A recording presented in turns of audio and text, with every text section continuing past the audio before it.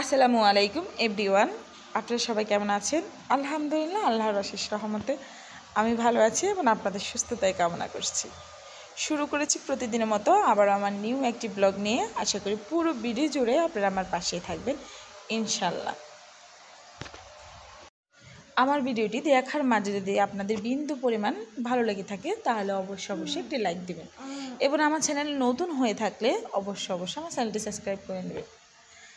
আজকের ভিডিওটা শুধুমাত্র তাদের জন্য যারা কিনা মুরগির চামড়া খাচ্ছেন না। আজকের ভিডিওটা দেখার পরে আমি নিশ্চিত আপনি মুরগির চামড়া তো খাবেন এবং হাঁটা চেটেপুটে খাবেন যদি এই প্রসেসে রান্না করেন ইনশাল্লাহ। আমি যেভাবে রান্না করি মুরগির চামড়া ওইভাবে রান্না করলে খেতে এত ভালো হয়, অবশ্য আপনারা ট্রাই করলে বুঝতে পারবেন। আমিও কিন্তু এর আগে মুরগির চামড়া খেতাম না। যখন থেকে আমি এই প্রসেসে রান্না করা শিখে গেছি তখন থেকে আমি মুরগির চামড়া খুব মজা করে খাই, আমার কাছে অনেক বেশি ভালো লাগে। আপনারাও অবশ্যই ট্রাই করবেন এভাবে রান্না করার জন্য। রান্নার প্রসেসটা তো অবশ্যই আপনারা দেখতে পাবেন, সঙ্গে থাকেন। প্রথমে আপনি একটি পাতিলে তেল দিয়ে সমস্ত গোটা মশলাগুলো দিয়ে দিবেন। এরপর দিয়ে দিবেন পেঁয়াজ কুচি, ভালো করে নেড়ে ছেড়ে দিবেন এবং ভাজা করে নেবেন।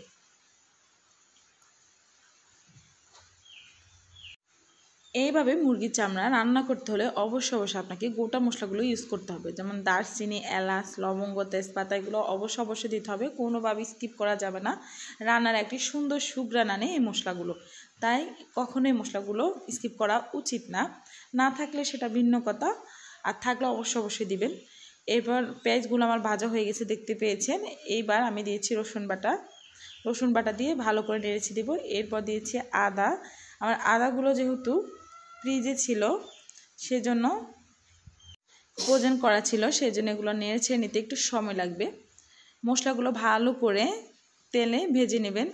যেহেতু আদা রসুন একটা বাজে স্মেল আছে, কাঁচা গন্ধ আছে, যতক্ষণ পর্যন্ত আপনি তেলে ভাজবেন ওই গন্ধটা দূর হয়ে যাবে। এরপর ভাজা হয়ে আসলে আপনি দেবেন বাকি উপকরণগুলো, যেমন হলুদ, মরিচ, যার স্বাদ অনুযায়ী আপনারা মরিচ দিয়ে নেবেন। কিন্তু আমি মনে করি এই রান্নাটায় অনেক বেশি মরিচ হলে অনেক বেশি ভালো লাগে। কারা ঝাল খেতে ভালোবাসেন অবশ্যই কমেন্টে জানাবেন। আমি তো ভীষণ ঝাল খাই, আমার কাছে এই রান্নাগুলো একটু ঝাল টাইপের হলে অনেক বেশি ভালো লাগে। এরপর আমি দিব ডেকে দেওয়ার পরে দেখেন কিছুক্ষণ পর আসার পর আমার মশলাগুলো প্রায় কষানো হয়ে গেছে এবং তেলগুলো উপরে চলে আসছে। অবশ্যই তা আপনারা ভিডিওর মধ্যে দেখতেছেন। রান্নার স্বাদ কিন্তু দ্বিগুণ বাড়িয়ে দেয় মশলা কষানোর উপরে। আপনার মশলা যত বেশি কষবে, যত টাইম নিয়ে কষাবেন, তত বেশি রান্নার স্বাদ বেড়ে যায়। কাঁচা মশলায় কিন্তু তেমন একটা স্বাদ লাগে না, মজা হয় না। অবশ্যই ভালো করে মশলাটা কষিয়ে নেবেন। আমি কিন্তু অনেকক্ষণ থেকে মশলাটা কষিয়ে নিয়েছি।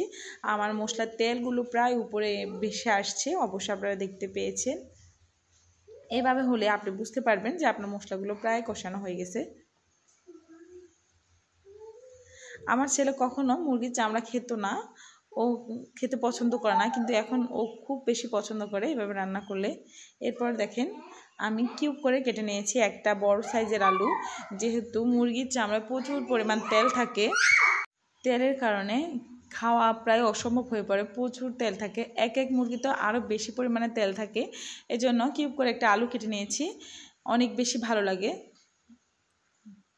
আমি এখানে একটি মুরগির শুধু চামড়া না, একটি মুরগির মাংস ছাড়া যা প্রয়োজন আমি সব কিছু এখানে দিয়েছি, যেমন মুরগির পা, পাখনা, গলা, এরপর মুরগির কলিজা, ঘিলা, চামড়া, এভরিথিং, শুধু মুরগির মাংস ছাড়া। তারপর আমি এখানে আরও এক পিস মাংস নিয়েছি, কেটে কুটে ছোটো করে পিস করে নিয়েছি। এবার সমস্তটা মশলার মধ্যে দিয়ে আমি ভালো করে নেড়ে ছেড়ে দেব।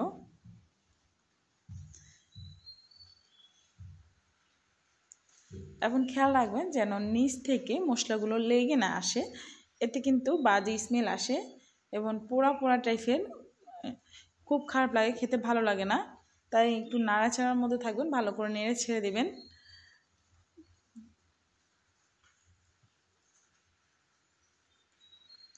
এইভাবে মুরগির চামড়া রান্না করার পর রুটি দিয়ে খেতে আরও অনেক বেশি মজা হয়।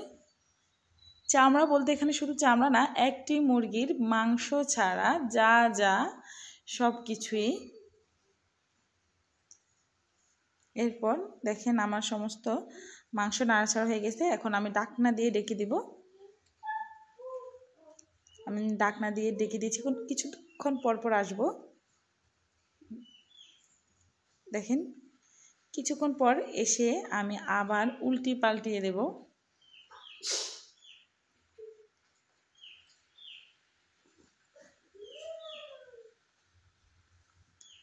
ভালো করে নেড়ে ছেড়ে দেখেন মাংস থেকে পানি বের হয়ে গেছে।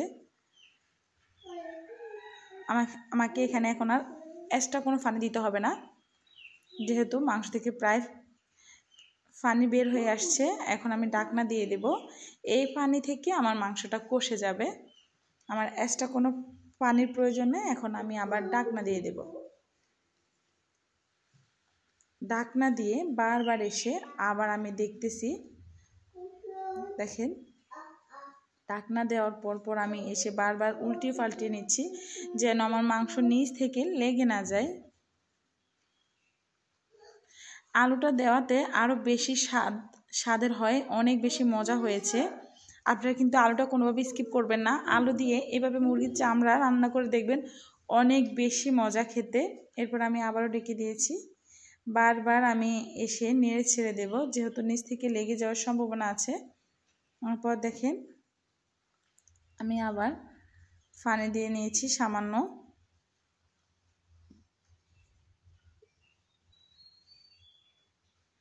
কালারটা জাস্ট অনেক বেশি সুন্দর আসছে।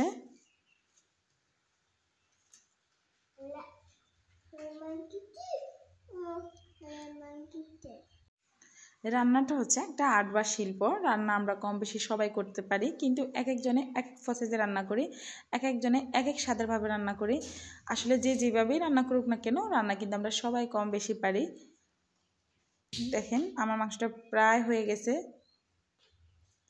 তবে নতুন নতুন অনেক রেসিপি শিখতেছি। অনেক আপুরা এখন ইউটিউবে নতুন ভিডিও দিতেছে, ওদের এগুলো দেখে আরও বেশি অনুপ্রাণিত হচ্ছে, আরও বেশি নতুন রান্না শেখার ট্রাই করছি। আপনারা সবাই অবশ্যই এই রেসিপিটা ট্রাই করবেন, অনেক বেশি ভালো লাগবে, আশা করি খারাপ লাগবে না। আজকের জন্য এখানেই শেষ করব। তবে দেখেন রান্নার কালারটা জাস্ট ওয়াও আসছে, অনেক বেশি সুন্দর হয়েছে। এভাবে শুকনো ভাজা করে নেবেন, অনেক বেশি মজা হয় খেতে। সবাই ভালো থাকবেন, সুস্থ থাকবেন, এবং আমার ভিডিওটি ভালো লাগলে অবশ্যই একটি লাইক দিবেন। আল্লাহ হাফেজ।